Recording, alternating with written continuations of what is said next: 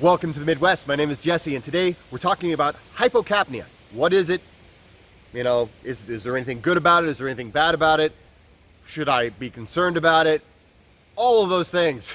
Let's talk about hypocapnia today.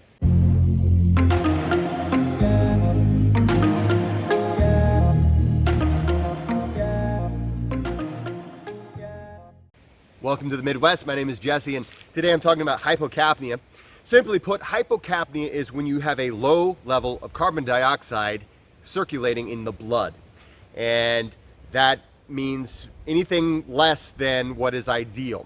So hypocapnia is something actually that if you're walking around just in everyday life and you're experiencing hypocapnia, it's not a good thing. And actually there are many people that are walking around just in everyday life who are experiencing it, maybe a mild level, maybe hopefully not a severe, but at least a mild level, oftentimes just walking around.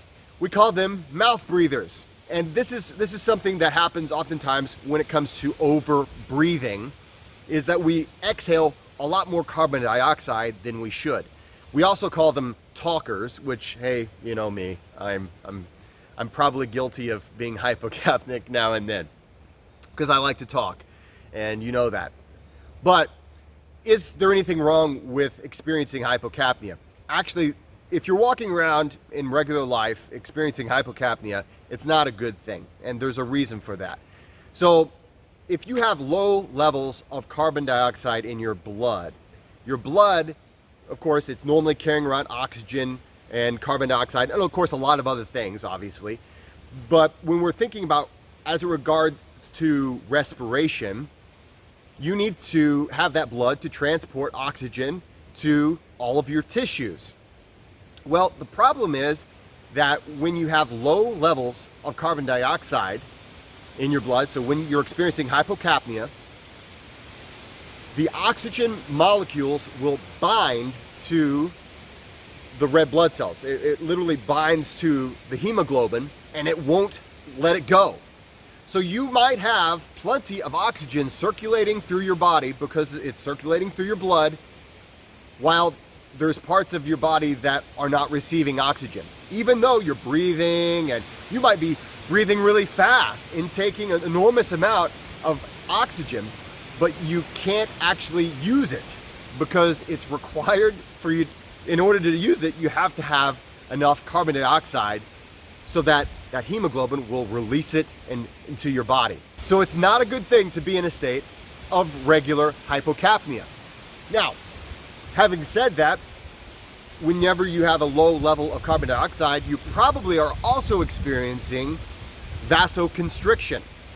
And that reduces the amount of blood flow that can circulate throughout your body as well.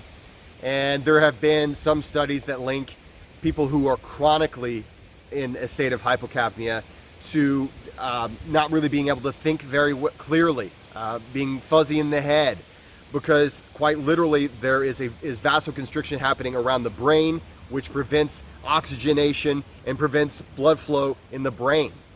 So we don't want to be there on a regular basis. Now, are there any benefits? Are there any times whenever it's okay? Well, yeah.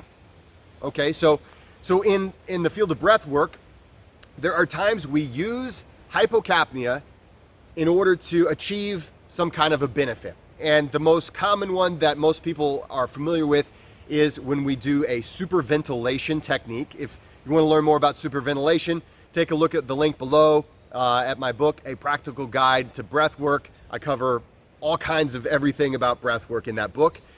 But just as a simple explanation, superventilation is when we'll breathe really quickly, and the idea is to have a brief session of hypocapnia. Now, whenever you reduce the amount of CO2 in your blood, then you can hold your breath for longer because your central governor looks for CO2 as the trigger to say you have to breathe. So there are certain techniques where this is useful and it will produce a specific desired result. And hypocapnia can be used if you're doing it on purpose for those goals. However, I highly recommend in your everyday life to avoid mouth breathing and to really think about how to train yourself to not over breathe, because over breathing causes this. Now, I've already done a video, I'll link it in the link below or one of these reminder cards about why it's bad for you to breathe through your mouth, why mouth breathing is bad for you. It's called 3 reasons why mouth breathing is bad for you. And it all comes around really this issue of hypocapnia. If you're shedding more carbon dioxide than what is healthy, if you constantly have a low level of carbon dioxide, not only do you experience a lot of the immediate effects of hypocapnia, but you can also become CO2 insensitive, or CO2, sensitive. It would be CO2 sensitive, I'm sorry. And if you're CO2 sensitive, that means whenever the CO2 rises just a little bit, then you feel like you need to breathe. And what can happen over time is you're starting to pant, you're starting to breathe, and you're starting to put yourself into a state where you're almost always, at least somewhat, in that state of hypocapnia. So you're always having a lot of like brain fog, a lot of problems with oxygenating the body effectively. And then what it can lead to is panic attacks and anxiety.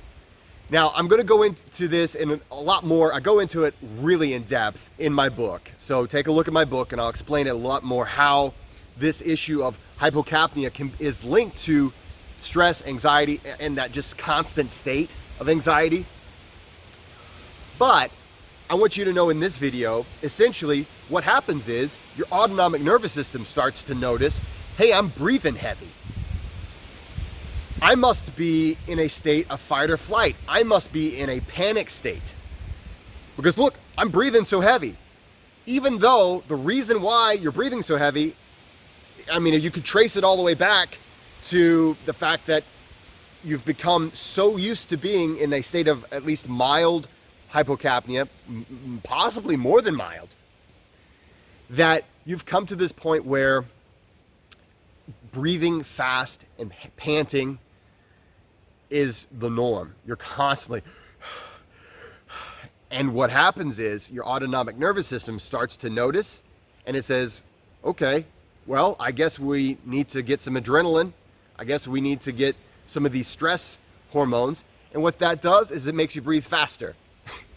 And so then you get into this loop where you freak out. You start, man, I'm in a panic state. I'm freaking out. And what's that do? It makes you freak out more.